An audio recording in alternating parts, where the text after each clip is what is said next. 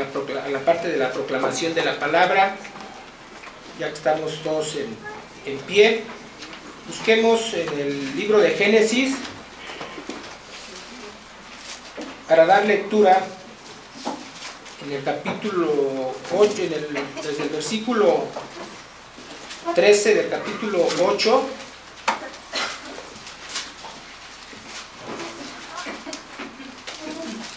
hasta el versículo 17 del capítulo 9.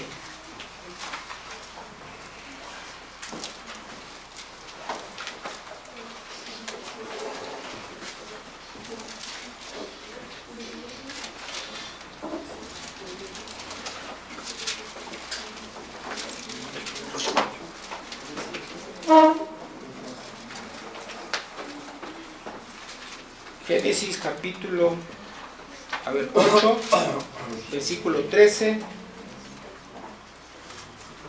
Ahí vamos leyendo de manera alternada hasta leer juntos el versículo 17 del capítulo 9. Comienzo.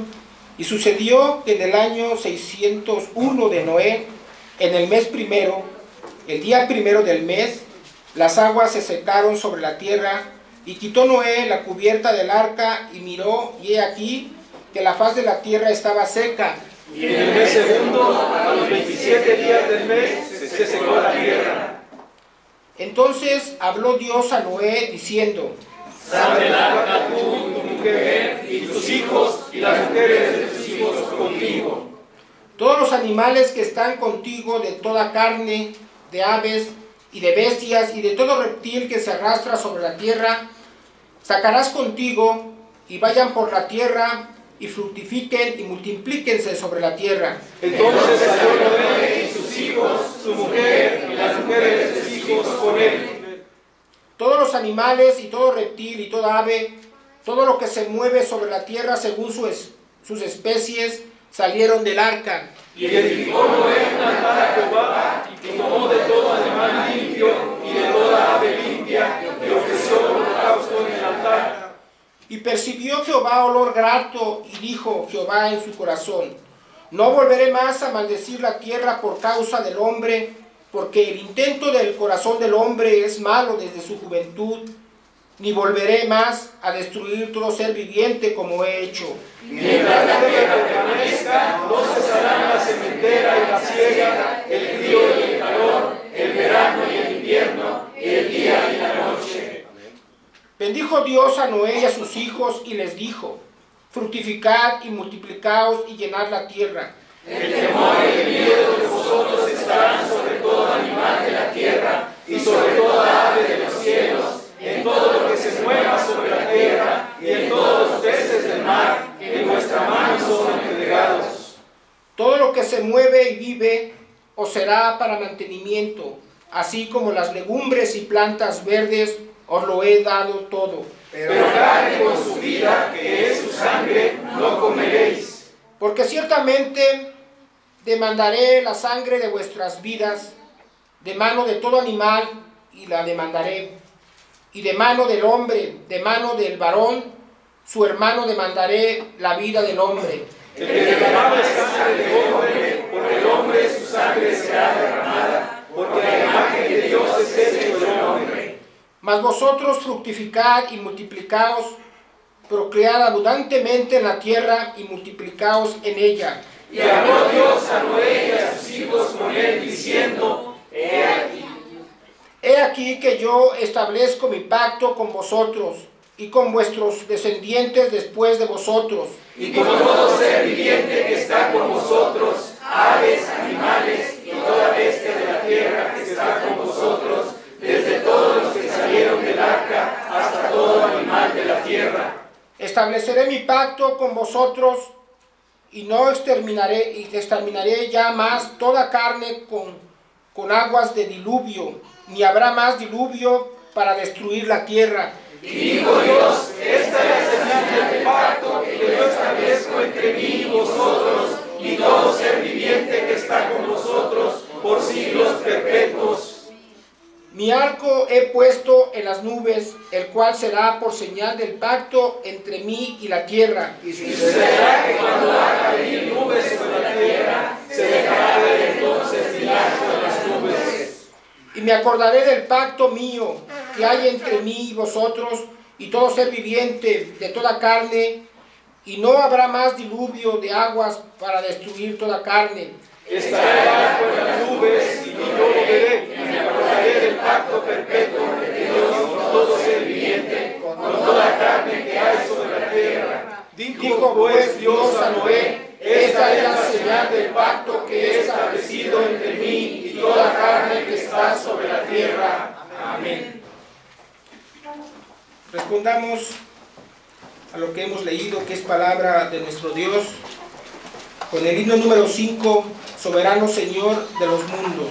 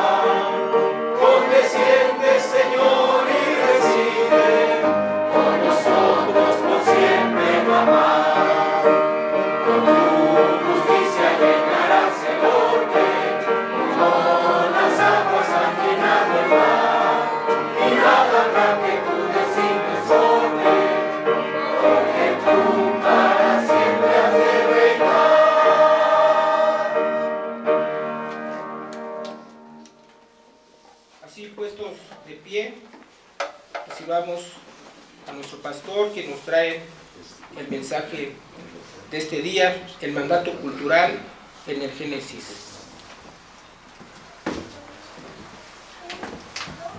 Tomen su lugar, por favor, hermano.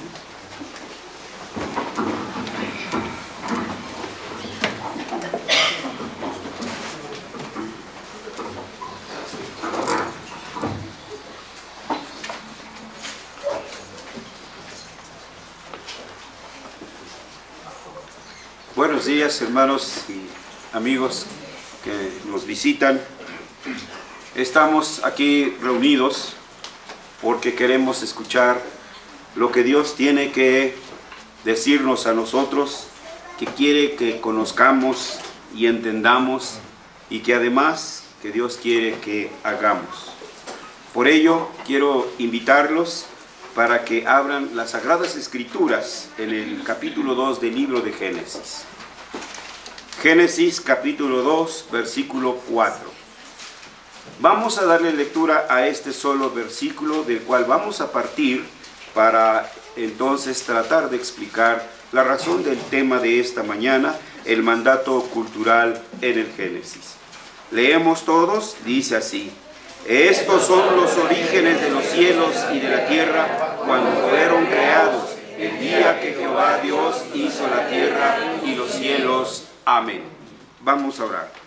Nuestro buen Dios, nuestro Rey, nuestro Dios y nuestro Padre, gracias te damos por habernos invitado para que en la comunión de los santos no solamente disfrutemos de la amistad cristiana, del amor filial que por la fe en Cristo tenemos para contigo, nuestro Dios y nuestro Padre, sino que además para que sigamos equipados con el poder de tu palabra, para que conozcamos tu voluntad y entendamos tu voluntad, para que vivamos como a ti te agrada, para que seamos fieles testigos en medio de nuestros familiares, en medio de nuestros amigos, en medio de la comunidad donde tú nos has colocado. Dios y Padre nuestro, te pedimos la dirección, la presencia de tu Espíritu Santo, para que seamos, Señor, instruidos a través de tu palabra por la proclamación de la misma. Que una vez, Señor, entendida y comprendida, tú nos des el poder, la humildad, Señor, para ser obedientes a ella y salir con un único propósito de este lugar: cumplir con tu santa y poderosa voluntad. En el nombre de Jesucristo, tu Hijo, oramos. Amén. Amén. El título, como lo ven en su programa, precisamente es el mandato cultural en el Génesis. Y el libro, el pasaje que hemos leído, incluso el libro que hemos leído, la porción, mejor dicho, que hemos leído en la lectura, en la lectio divina, pues no parece indicar que tuviera relación. Cuando leemos, por ejemplo, aquí, estos son los orígenes de los cielos, pues casi lo único que nos imaginamos es un ADN, los cromosomas o los genes y cosas por el estilo. No se nos olvide, hermanos, que las palabras tienen denotaciones y connotaciones. Que las palabras por sí y sola también tienen un sentido semántico, tienen un sentido, un usus loquendi también, un sentido metafórico. Y es entonces nuestra tarea, con todas esas herramientas que el Espíritu Santo nos ha dado, para que investiguemos qué es lo que realmente quiere decir la palabra. Es costumbre para nosotros interpretar las Escrituras con las herramientas que los mismos filisteos nos han dado, con sus espadas y sus armas, y esas las queremos, perdonen la expresión, aplicarlas a rajatabla aquí en la Escritura, y queremos darle instrucciones a Dios de cómo debe de decirse. No, hermanos, cuidado. Es a nosotros a quien nos toca la tarea de investigar, pero con las herramientas que nos ha dado Dios, no con las herramientas que traemos. Por eso es que luego chocamos, hermanos. ¿Sí? Pues Dios dice esto, pero yo digo esto otro. Y hermanos, eso entonces nos ha colocado precisamente del lado donde ahora estamos. Insisto, si solo leemos los orígenes, pues eso es lo que nos vamos a imaginar. Y es entonces nuestra tarea investigar qué es lo que realmente el Espíritu Santo ordenó que se escribiera ahí. Cada lenguaje, cada país tiene su propia palabra y además un uso semántico distinto, hermanos. Recuerdo, por ejemplo, leyendo en una ocasión las memorias de Winston Churchill, en las pláticas que tenían en la Segunda Guerra Mundial. Viene Churchill a Estados Unidos a hablar con el presidente y su gabinete sobre el curso de la guerra y lo que tenían que seguir. Bueno, ese era uno de los asuntos. Bueno, dentro de los asuntos que deberían de estar en la mesa era precisamente el asunto de la bomba atómica. Y en la plática y en la charla, pues de repente entonces el presidente Roosevelt dice, bueno, pongamos en carpeta el asunto que trae el señor Winston Churchill. Y entonces pues se puso rojo, colorado, como jitomate Churchill, ¿no? ¿Cómo si mi asunto? Para eso atravesé todo el mar para estar en este lugar y para que me encarpeten este asunto, es que la semántica es distinta, hermanos. Para nosotros encarpetar es archivar y mandarlo al archivo redondo. Eso significa. ¿Sí? Pero para los ingleses, en el sentido contrario, es encarpetar, es ponerlo en el asunto, ponerlo a discusión. Y ven, ese solo significado, ¿sí?, pudo haber provocado una fisura en esa situación tan delicada que se estaba. Todas esas cosas tenemos que investigar, hermanos, ¿sí? Todo eso tenemos que verlo con cuidado. Y hemos hablado entonces del mandato principal, el mandato cultural, que los 10 mandamientos no son solamente no tendrás dioses ajenos, no te harás imagen, no robarás, no matarás, son cosas ciertas, pero no son los únicos mandamientos que Dios ha dado a su iglesia. Toda la escritura, desde Génesis hasta Apocalipsis, está llena de mandamientos, de promesas, de un sinfín de cosas que nosotros debemos de tomar. Y el primer mandamiento, el mandamiento fundamental, que sostiene a todos los demás mandamientos, es el mandato cultural, el cual, en el sentido que ustedes lo quieran ver, en el sentido negativo, como acabo de decir, lo tenemos en carpeta, guardado, archivado, hay a ver cuándo sale, como si fuera un asunto de poca importancia, un asunto que puede esperar el tiempo que quiera. El mandato de subyugar la tierra no solamente lo encontramos en los primeros pasajes del paraíso. El mandato cultural lo encontramos a lo largo de toda la escritura. Y tenemos que verlo ahora, cómo este mandato cultural permanece en el Génesis. Vean ustedes la orden que les dio el Señor a Adán y Eva. Fructificad y multiplicaos, sojuzgad la tierra. Eso es el mandato cultural. ¿Y qué cosa es lo que leímos en Génesis 9 con Noé? Pues vayamos allá y leámoslo, ¿no? Igual. En el versículo 15 del capítulo 8 dice: entonces habló Dios a Noé diciendo: sal del arca tú, tu mujer y los hijos y las mujeres de tus hijos contigo, todos los animales que están contigo de toda carne, de aves, de bestias y de todo reptil que se arrastra sobre la tierra, sácalos contigo. Híjoles, y aquí ya no alcanzo a leer. ¿Y qué dice? Vayan por la tierra. ¿Y qué más? Fructifiquen y multiplíquense. Es el mismo contenido de Génesis 1:28. Y luego el versículo 1 del capítulo 9. Bendijo Dios a Noé y a sus hijos y les dijo: fructificad y multiplicaos y llenad la tierra. Pero ahora vean cómo el mandato se amplía.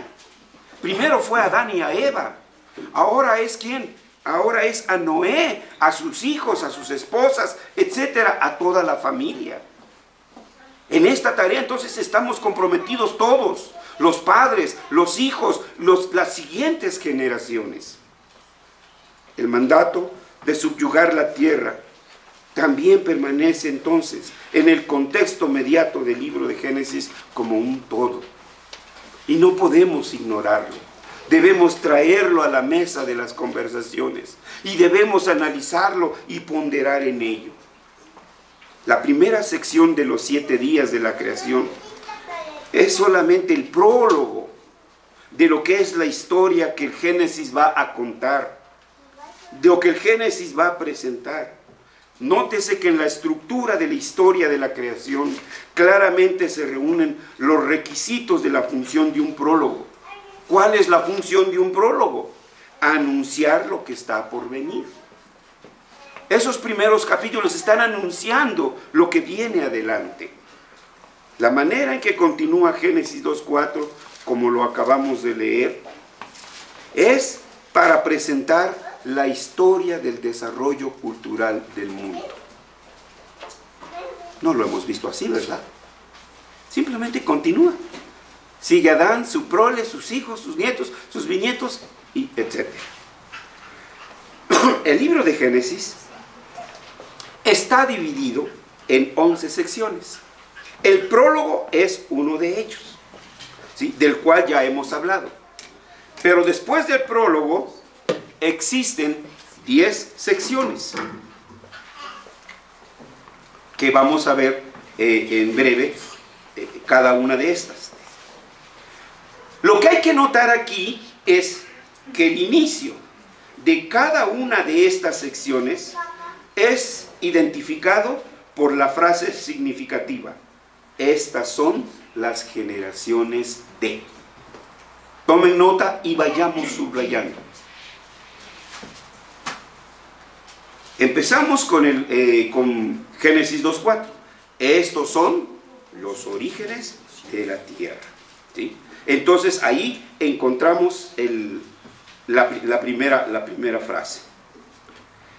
Después siguen otros ejemplos. Adán, en Génesis 5:1. Este es el libro de las generaciones. Hay un patrón que vamos a analizar en breve. Génesis 6:9. Estas son las generaciones de Noé. Los hijos de Noé. Ya no Noé, ahora los hijos de Noé. Génesis 10:1. Estas son las generaciones, y otra vez ahí está la palabra generaciones de Noé. Después vienen las generaciones de Sem, que es de donde viene el pueblo. Génesis 11:10. Leemos: estas son las generaciones de Sem. Y seguimos leyendo. Génesis 11:27. Estas son las generaciones de Taret. Y seguimos leyendo. Génesis 25:12. Génesis 25:12, y se repite entonces el mismo patrón. Estos son los de... pero como que cambió, ¿verdad? Estos son los descendientes. Entonces ya llevamos dos palabras: generación, descendientes. ¿Qué significa esto? Bueno, permítanme tantito. Entonces dice, estos son, aquí cambia en español, estos son los descendientes. Ahora leemos en Génesis 25:19. Estos son los descendientes de Isaac. Pero es el mismo patrón. Lo único que aparentemente cambia es la palabra. Generaciones, ahora dice en español descendientes. Seguimos leyendo. Génesis 36:1. Estas son las generaciones, y vuelve ahora otra vez al término generaciones. Estas son las generaciones de Esaú. Y leemos por último Génesis 37:2. Esta es, ahora vean qué diversidad de palabras: generaciones, descendientes, historia. Ahora, ¿qué? ¿Se equivocó el escritor? ¿Se equivocó Moisés? ¿Por qué vemos todo esto? Bueno, es lo que acababa de decirles. El uso loquendis, el uso semántico, etcétera. Cada una de estas figuras de lenguaje que no deben de pasar inadvertidas para nosotros. Sin embargo, quiero decirles que en todos estos pasajes, en hebreo, una sola palabra. Una sola y misma palabra. Toldot. Génesis 2:4, Toldot. Génesis 5:1, Toldot. Sefer Toldot Adam. ¿Sí? Y este es el libro de las generaciones de Adán. Y así se sigue repitiendo. Génesis 6:9, Toldot. Ele Toldot Noah. Y así seguiríamos leyendo. Todas, cada una de estas que hemos leído, en todas dice Toldot. Algunos leen Toledot. No es Toledot. El Lamed lleva un Sheba. Y ese Sheva solamente nos marca que esa letra debe leerse sola. Así, la L. Toldot. ¿Sí? Toldot. Hay algunas reglas gramaticales como en todos los lenguajes. Cuando ese Sheva sí se pronuncia o parece pronunciarse pero esas son cosas de los hebraístas. Dejémoslos que sigan investigando ellos. Pero lo que quiero traer entonces aquí a colación es que en todos estos pasajes que leímos, la única palabra que hay en hebreo es toldot. ¿Qué significa esto? ¿Sí? Eso es lo que viene a nuestra mente. Eso es lo que viene a nuestra mente. Pero déjenme, les pongo ahora sí que la frase en la mesa. No, habla del desarrollo histórico de la cultura del pueblo de Dios. Punto. Creo que no nos los habían presentado así, ¿verdad? Simplemente descendencia. ¿Sí? Entonces, un feo, pues hijo de su hijo, pues feo. Una guapa, pues su hija guapa. Pues es lo único que podemos ver en esa palabra generaciones. Este es el armazón, este es el bosquejo básico del libro de Génesis. Se debe notar que en esta lista de generaciones se observa un cierto patrón para introducir a cada generación. Por ejemplo, comienza con un panorama cósmico. Estos son los toldot de los cielos y la tierra. Otro ejemplo serían las generaciones de Adán. Este es el libro de toldot de Adán. También se puede advertir que a través del relato del origen y dispersión de todos los hombres en la sección del relato de Noé, dice, estos son los toldot de Noé. Y en el relato de estas generaciones de los hijos de Noé continúa, que incluye la historia de la Torre de Babel. Y así sucesivamente, para que los lentes de la historia concentren su atención entre los semitas hacia Taré y su migración de Ur de los caldeos. Es decir, el inicio de la historia del pueblo del pacto. ¿O no leímos el pacto? El término pacto aquí, verit. ¿O ya se les olvidó? Entonces debemos de tomar en cuenta todas las palabras, hermanos. Debemos de aprender a leer. Adviertas entonces que el foco de atención es la elección en la historia de entre todas las naciones del mundo, el pueblo escogido por Dios. El pueblo que debería de ser ejemplo a todas las naciones. El pueblo que debería de enseñarle biología a todos los demás biólogos.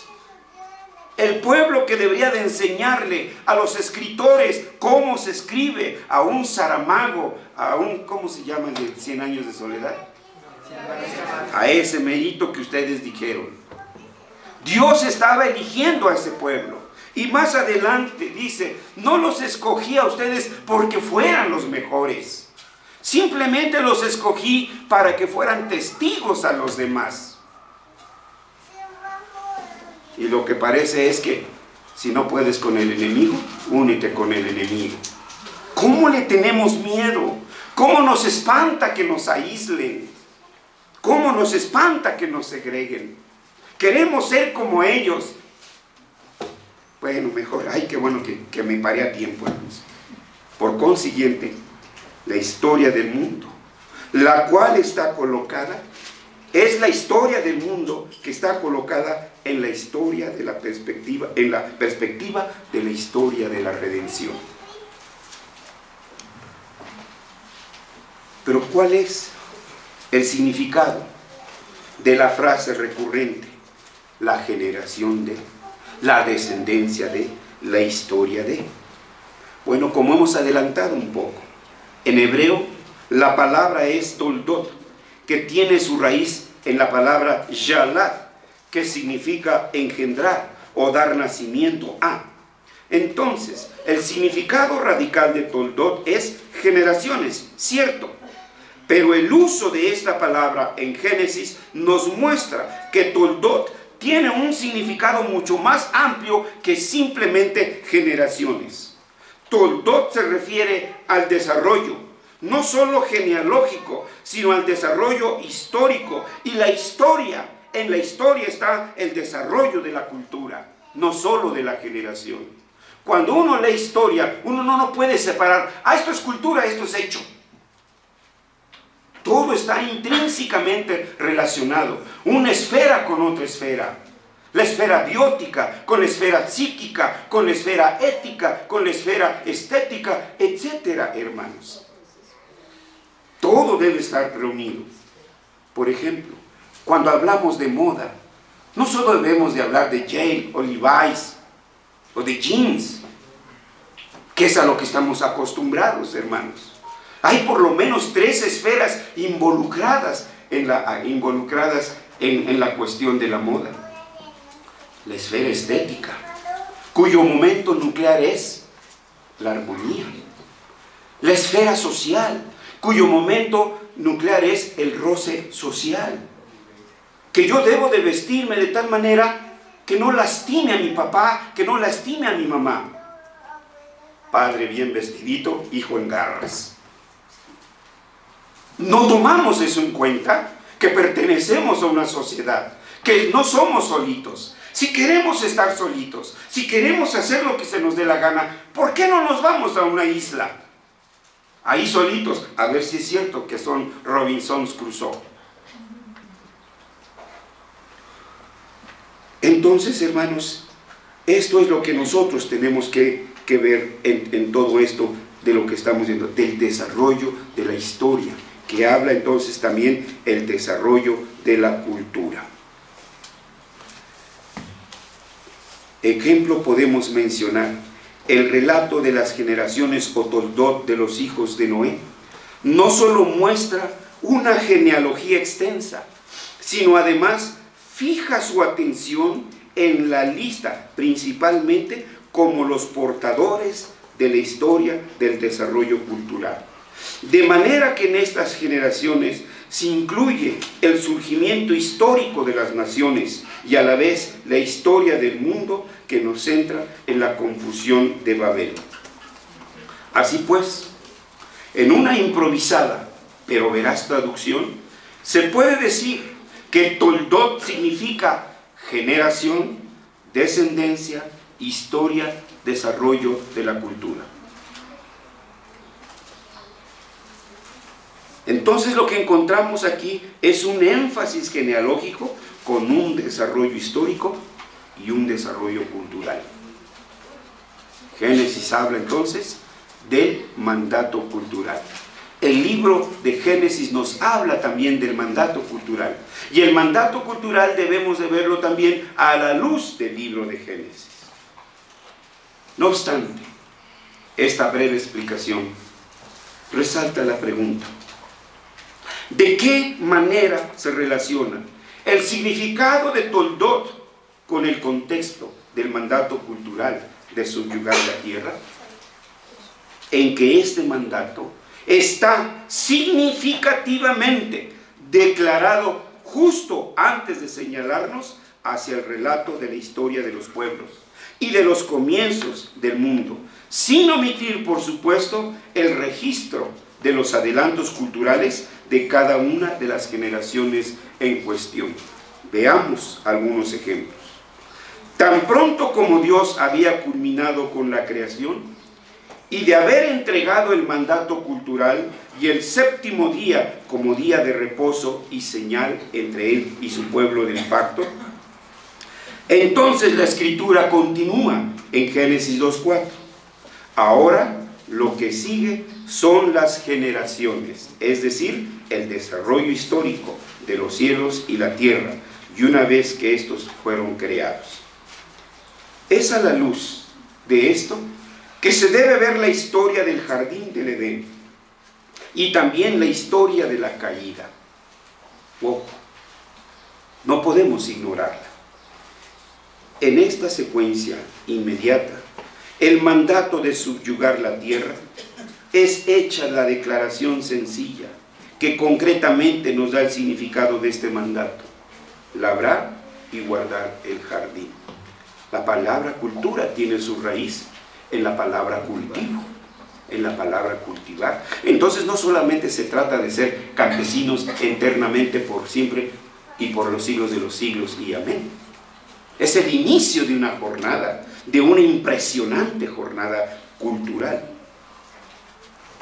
Asimismo, en Génesis 2:15 se nos relata, y más adelante, asimismo se nos relata más adelante, cómo el hombre fue infiel, traidor, rebelde y contumaz al cumplimiento del mandato cultural.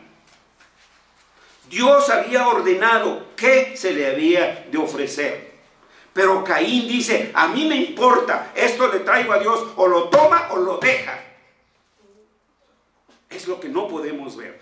Solo vemos: ay, pobrecito, si lo trajo de todo su corazón. ¿Sí? Pero no vemos que Dios había dado instrucciones precisas. Y Caín dijo: no, lo toma o lo deja. Esto es lo que yo traigo.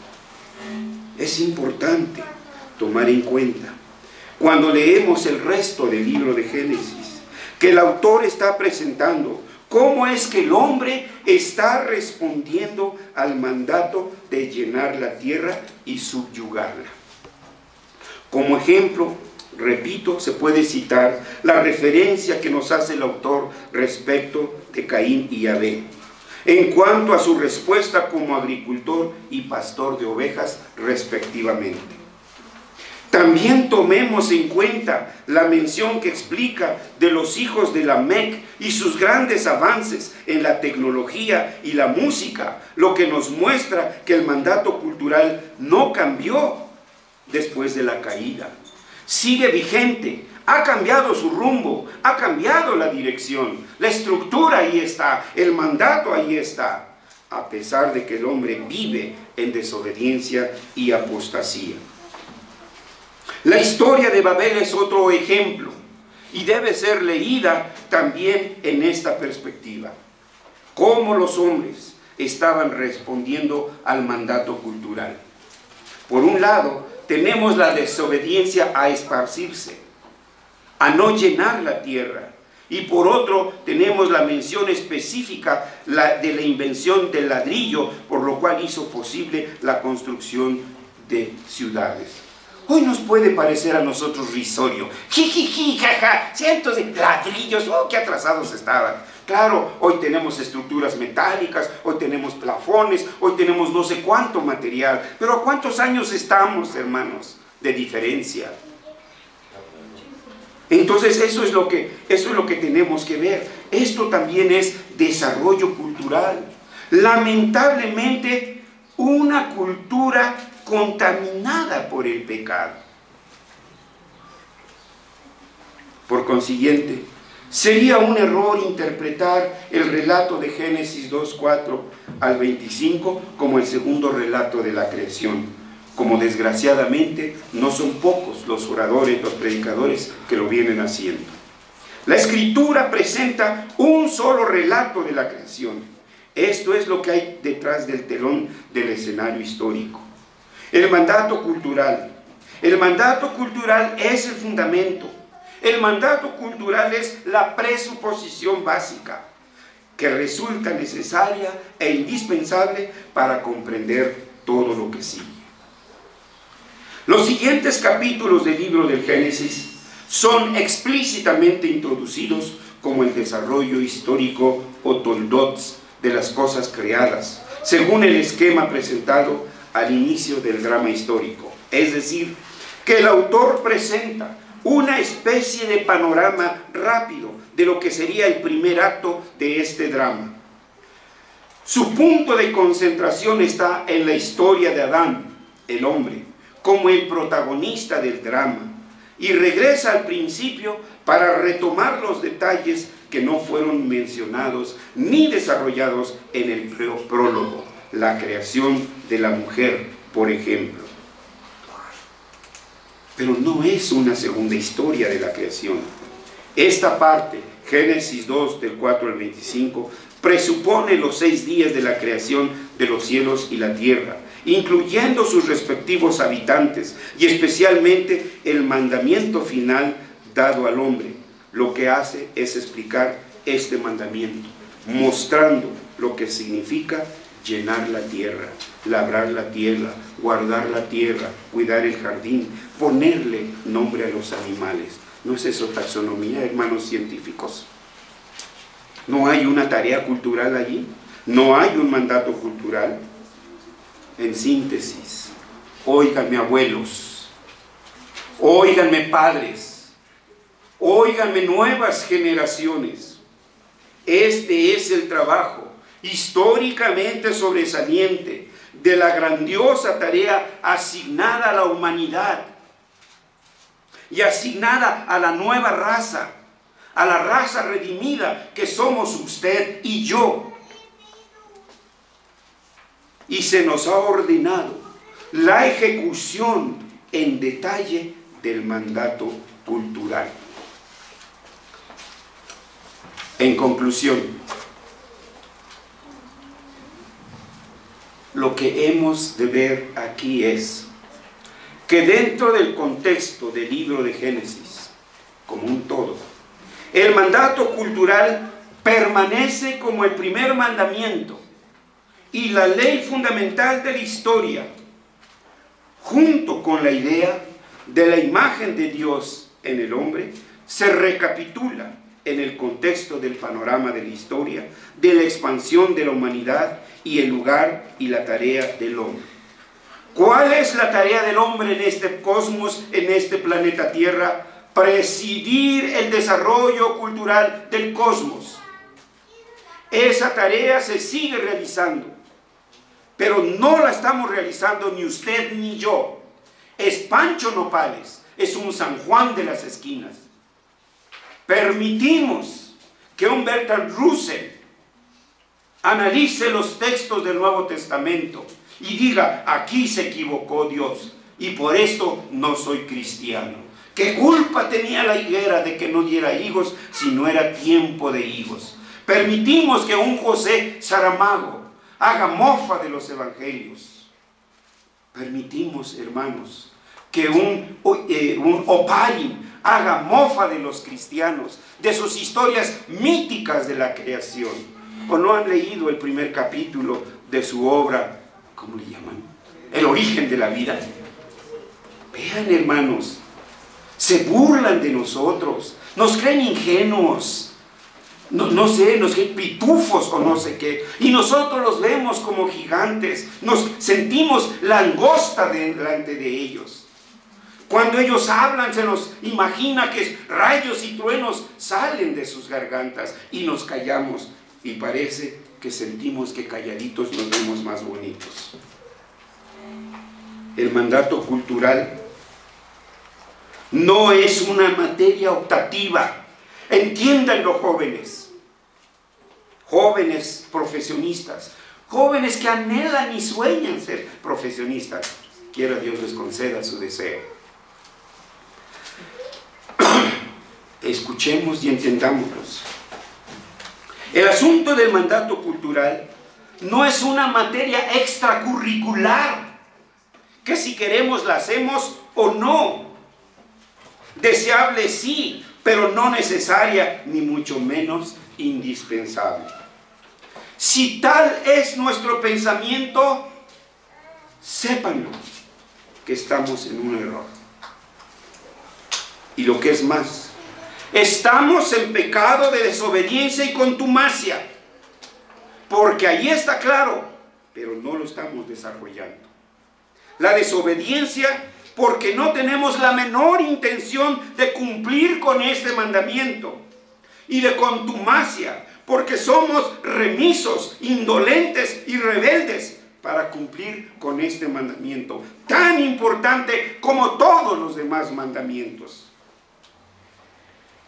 Mi pregunta es, hermanos, y es una pregunta hasta la agonía, ¿qué estamos esperando para servir en el reino de Dios? ¿Hasta que nos jubilemos?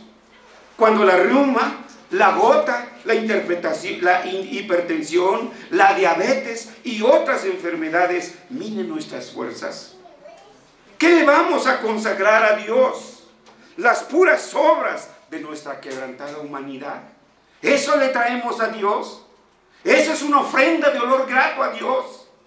Tome su vida, tome su nota, escúchelo, hermanos. ¿Cuántos aquí podremos decir como Isaías: he aquí, yo y los hijos que me dio Jehová? ¿Dónde están sus hijos? ¿Dónde están nuestros hijos, hermanos?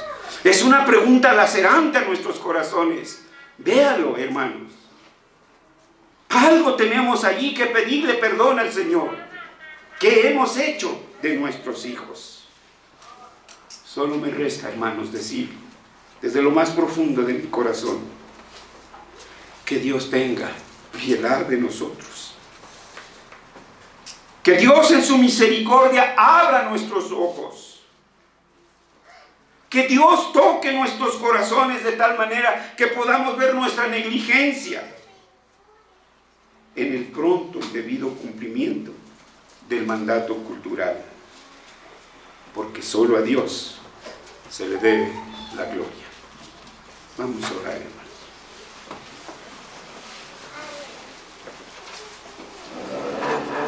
Señor,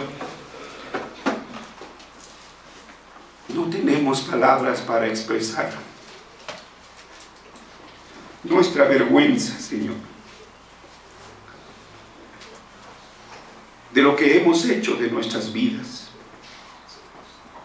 y lo que hemos hecho de nuestros hijos. Todas nuestras vidas, Señor, les hemos servido a los hombres de la raza caída. Toda nuestra vida hemos arrojado a nuestros hijos a los hombres de la raza caída. No nos ha dolido tantito en el corazón, y algunos ya hemos experimentado, Señor, la amargura de esa indolencia.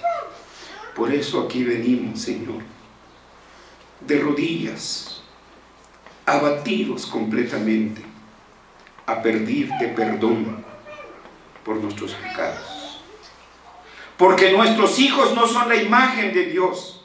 Nuestros hijos no son la imagen de tu Hijo Jesucristo. Nuestros hijos son la imagen de un Pancho Nopales, hijos de Jezabel. Y de eso nosotros somos los culpables, Señor.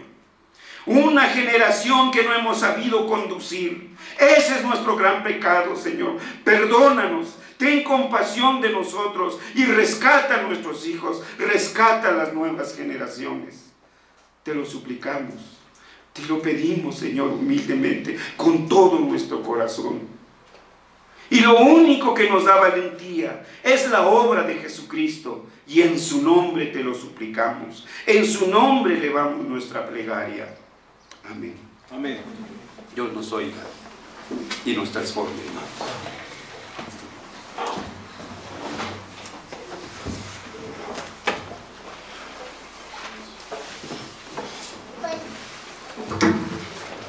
Gracias a Dios por su palabra publicada. Vamos a responder por el himno de 224, puestos en pie. El mundo es de mi Dios.